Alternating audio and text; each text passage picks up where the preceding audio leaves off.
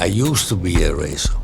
And now, after I stopped in 1980, you learn the disasters, you learn the happiness, you learn the win, you learn the lose, and it makes you very complete in the world.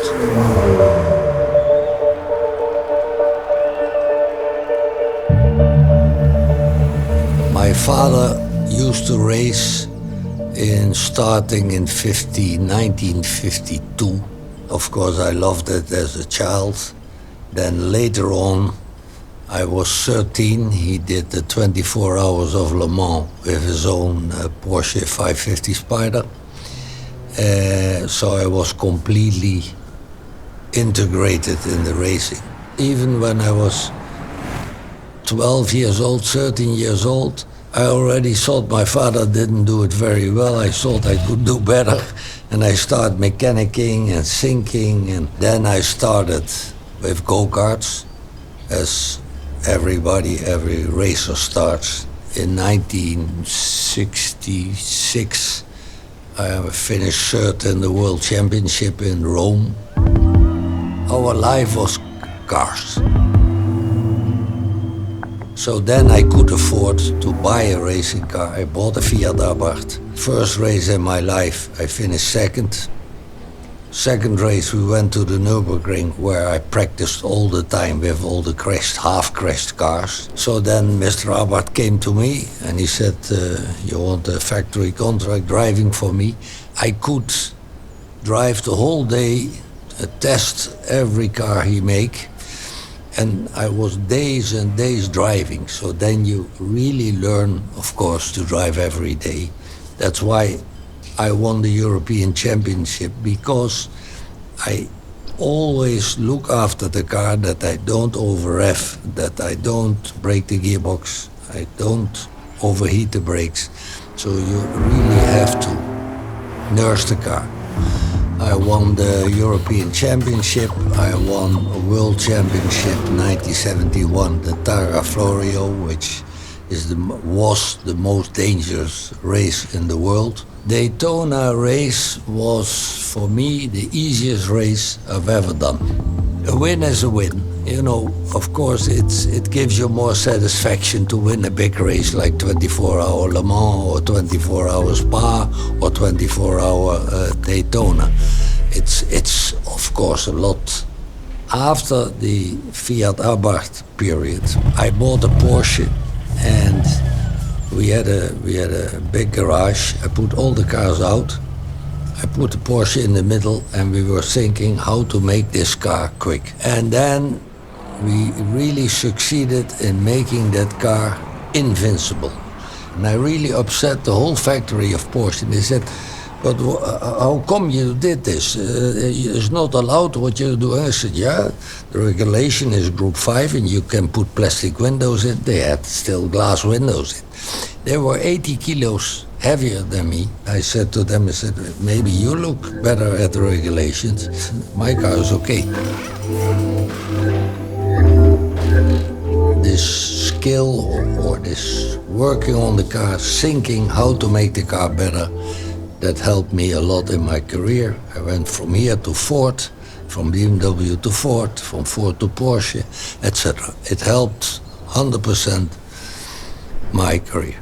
Be honest, I was afraid to go into a Formula One car, but I'm the luckiest person in the world that I'm standing here with 81, because I survived the most dangerous period in motor racing there has been.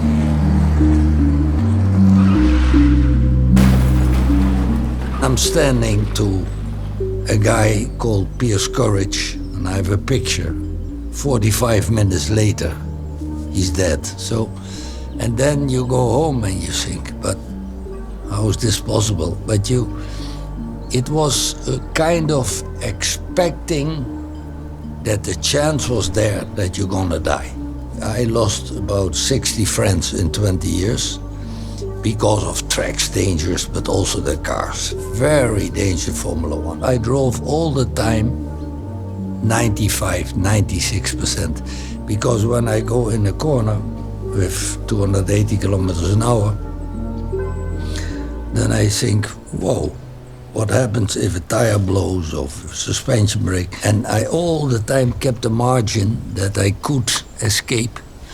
So it's a little bit the drivers who did the same as I did in this at a 101%, they had a big chance of dying.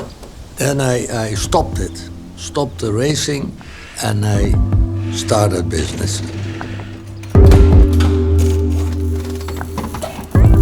And by coincidence, one day, a guy come to me and he said, well, there's a company in Austria, and it's called Rotax, and they homologated an engine. This was an engine which was completely different bore and stroke. Anyway, I started with this engine.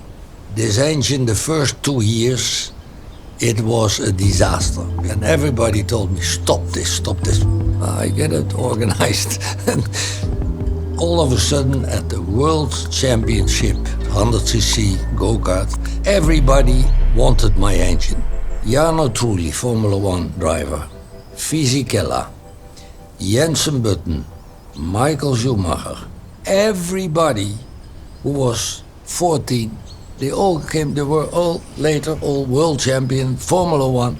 They all came to me, oh, Mercedes, can I have a good engine? They invented another engine, which is the Rotax Max, which today is still there. I sold the whole thing to Rotax, we do something else. I think I'm more an artist than a racing car driver because I create all the time something. And I create things where other people say to me, you are nuts, you are crazy. I mean, if you're lazy, forget about it. If you, then don't even start anything, just go and work somewhere and, do like this. But me, all my life, I swear you, I worked 80 hours, 100 hours, 50 hours, all my life.